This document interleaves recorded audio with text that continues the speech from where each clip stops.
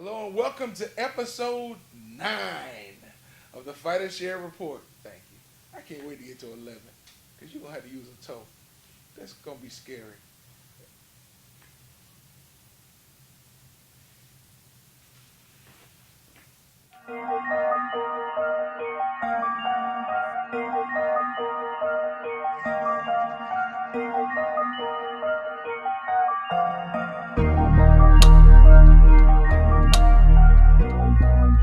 Welcome back to the Fighter Share Report, episode 9.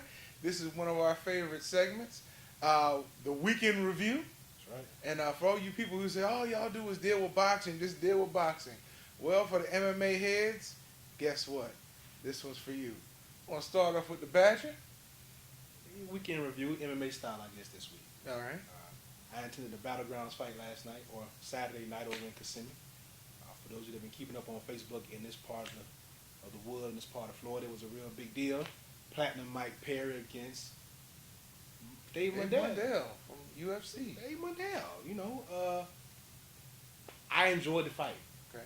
They sold the fight on Facebook, and at first I was a little cautious because, they build it up, they talk a lot of trash, and, some of it may have been staged, some of it may have been authentic, we don't know. But the fight definitely lived up to the hype. Okay. The first round was explosive. Dave Mundell looked like a very good boxer. Good head movement, good feints. Mike Perry's mouth filled with ketchup midway through the first round. And he was dropped subsequently thereafter. And at that point, I think everyone in the arena got quiet. An eerie hush fell over the arena, and we thought it was going to be a long night Okay. for Platinum Mike Perry to the second round. And then the Mike Perry that everybody was waiting on showed up. All right. He was able to hit Mundell with a body shot, staggered him a little bit. Mundell went to the ground, and when I say it was 2 shots and done, it was 2 shots and done. 2-piece. He was unconscious. And not the kind you get from Popeyes. 2-piece, like, spicy. Wow. Like, lots of hot sauce. Okay. So with that said, man, Platinum Mike Perry did his thing. 7-0. 5 first-round knockouts. Wow. Hell of a fight. Julian Williams, Jay Smooth, amazing jiu-jitsu and wrestling guy. Took out a guy from American Top Team down in Coconut Creek where King Mo trains. Mm-hmm. Crabbed him to death. He couldn't get him off his back. He choked him out. Party done. Lots of great other undercards out there, but those were the 2 main events, the headliner fights, and they lived up to expectation. All right. Well, I watched the King Mo fight. The undercard was pretty good, but I'm just really going to deal with this fight. Okay. Because the build-up was so great. It's like, to me, Bellator's version of Jones Cormier. Okay. I mean, the build-up was just incredible. Phil, Mr. Wonderful Davis, and just playing King Mo. King Mo. And for those of you who caught the great interview the Badger did with King Mo on our YouTube channel, if you haven't, you really want to go check that out. Great interview. Great job, sir. Appreciate it. King Mo showed up to fight. Okay. King Mo has a very high fighting IQ. Okay. And for those of you who don't understand what that means he's very good at breaking the fight apart as it goes along. Anticipating what you're going to do, setting himself up for great angles for delivering those which look like looping wild shots, pinpoint. Okay. And he really stayed away from any kind of ground game Phil Davis could muster. Davis was not able to take him down once in the fight. Okay. He did once. Yeah. He did once. And King Mo ended up getting out of a Kimura. Okay.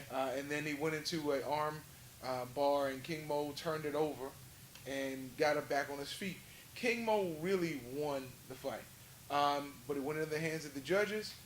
Phil Davis was able to win, eke out a decision. Two of the judges had him winning all 3 rounds, which even the commentators looked like they were dismayed. Very good showing by King Mo. Okay. King Mo should have gotten that victory, but unfortunately he did not. The judges gave it to Phil Davis, and Liam McGarry came in the ring and let everybody know that Phil Davis looked so suspect he should have no problem dispatching with him in their title shot coming up, because it wasn't eliminated. Well, we'll see, man. Shots out to congratulations to Mr. Wonderful. I don't know if he had his pink panties, but he won the fight. King Mo, Yes, he did. I'll be out there to come see you soon, brother. Keep your head up. And that's it. That's it. On My Grind finished. We'll be right back with round 2.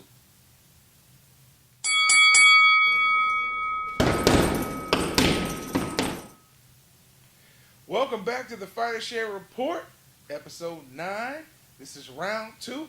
On My Grind. Yes, sir. On My Grind is a segment that we love. We love to get the opportunity to showcase guys that need a little exposure. And this week, I'm allowed with my partner. And see, we got on his grind this week. What you got? This week, I have a guy who I think is going to make a serious splash in boxing. He's a welterweight out of Fort Myers, Florida. He's a southpaw. He's 13-0 with 12 knockouts, 10 straight knockouts. His only fight that did not end in a knockout was a major decision in his third fight. His name is Brian Perella, and he goes by the Goodfella. And again, the Badger was over and got a great interview from Brian Perella. You can check it out on our YouTube channel. But Brian Perella is one of those guys that just moves well. Okay. Great, to me, another good fighting IQ. He picks his shots, but he comes in, when I noticed looking at him online, he comes in behind the jab quite a bit. Absolutely. And he can also counterpunch. So he can be aggressive when need be. He can pull back and counterpunch, and he can mix those styles. And Brian Perella is one of those guys who also has the look. He goes by the Goodfella. Are you saying he's handsome? Well, yeah, he's a good-looking kid. He's a good-looking kid. I won't point to my crotch like you did in the opening, but yeah, he's a good-looking kid.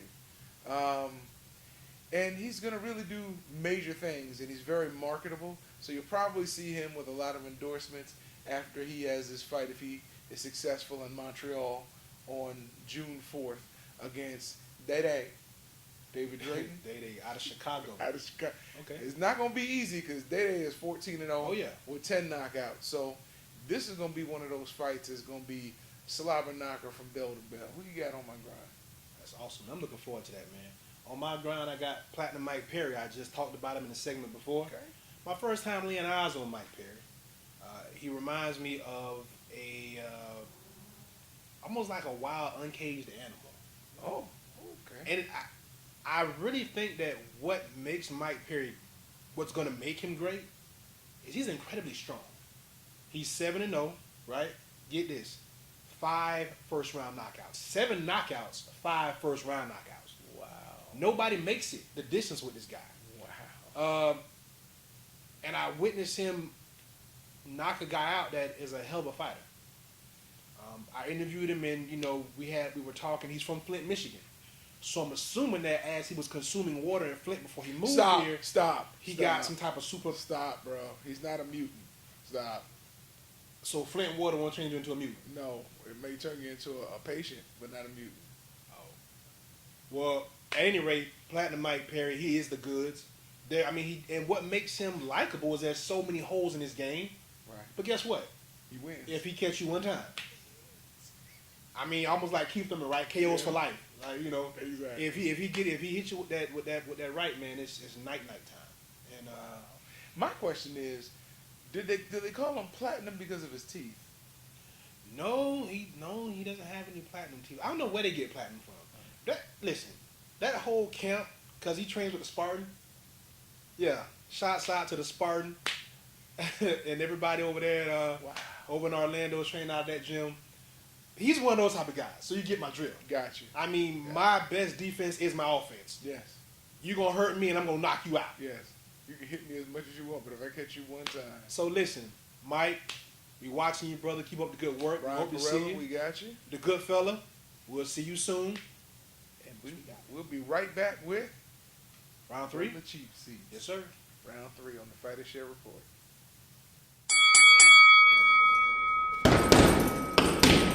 Welcome back. Episode 9, round 3. Just don't speak Spanish, please. From the cheap seats.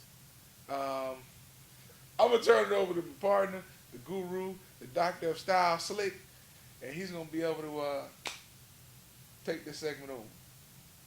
This week we got from the cheap seats. It's going to be an action-filled fight weekend coming up. Yes. Just really one day as far as I know. Showtime. Listen, that 54 division is crowded. and it's going down. Jamal Charlo, Mm-hmm. we saw him against Silk. Huge. Huge. Got Austin Trout. Yes. No doubt. No doubt. A friend of the show. Yes. Seasoned. Yes. Vet. Former champ. Took out Cotto. Yes. Went the distance with Canelo. Yes, but they were all his size when he hit the ring. Yeah. Yeah. Is Charlo going to be juiced up? Is the fight in Texas? It sure is. There you go. Trout, don't let him put you in a cold room, man. There you go. Matter of fact, book your own hotel, bro. Make him get on the scale. And make sure you make the weight. But it's gonna be a good fight, man. I think we're gonna actually have to see Jamal Charlo box. Yes. Cause the champ's gonna bring it out of him. Yeah. I mean, that's just my opinion. Like, Trout is a southpaw, he's slick, and guess what? He knows how to neutralize. Yes. He's been in the ring with Canelo. He's been in the ring with Cotto. He's also been in the ring with their stablemate, Erislandy Lara, who's the headlining against Martirosyan. We'll get to that in a second. Who you like? I don't know. I'm torn. My heart says Trout. Okay, so you picking Charlo pretty much. No, I'm gonna go with Trout. You gonna go with Trout? I'm going with Trout. Okay. I'm not. Well, I'm gonna stick with you. I'm not going with Trout. Honestly, he's fighting in Texas. In Texas. He's fighting Charlo. They go to the cards. Rap a lot. It's not getting the decision. No. Jay Prince in the building. Yeah, no. I want to see you win, Trout, but I don't. Yeah. put some money on it. I gotta go with Charlo. Yeah. And in the next fight, the other Another Charlo. Charlo. Yeah, right.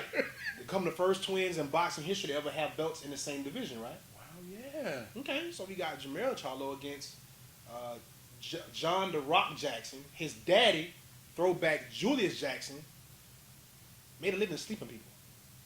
You know what? Mm-hmm. I know it. Because when you said Julius Jackson was fighting, I'm thinking, I thought he fought a while ago. Mm-hmm. His son John. His cornrows don't grow, but that's who's fighting the other Charlo. Ooh.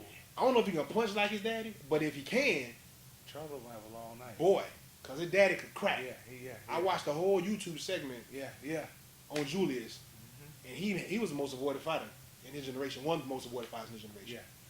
I mean, I don't know if it was, what they eat in the Bahamas? The coconuts, what they eat? They put Whatever the lime it in the is. coconut. Whatever it is. It's the rum. Whatever it is, boy, Julius had it. He did, yeah, and he gave it to everybody he could. Yeah, he did. And your main event is Landa Laurie. Landa. There is Landa Laurie. The Dream. Yes. Lara. The American Dream is just a dream. I don't know. Is it, well, A lot of Spanish fighters like to go by the because moniker the American Dream. when they use the word the dream, it makes me Stop. feel great. Stop. So, but we'll go with, yeah. Yeah. Against Venus Martirosyan. He already fought Martirosyan to a draw. So it's a rematch. Yeah, it has to be the American dream. Because the only dream I know is Jose. I like Lara. Martirosyan's tough. He gonna come to fight. Laura's going to win the Lara, fight. Lara's skill, man. Lara is the fighter no one wants to fight at 54. He's just that good. Laura's going to win the fight. And as we talked to his trainer, Right? Ronnie Shields. Ronnie Shields. Yeah, absolutely. And Interview done by this guy. Make sure you go on the YouTube channel and check it out. Ronnie Shields really just glowed talking about Yeah. Laura. So, I mean, more than the Charlo. So, I mean, it's going to be a great weekend, as you stated. There was no understatement there. It's going to be a great weekend. And I can't wait. So, I can't. I'm tired of them fighting in Texas, man. Hey, y'all take the show on the road, man. we'll be right back with Fight somewhere else. We'll be back with the wrap up, the Fighter Share Report. Just saying.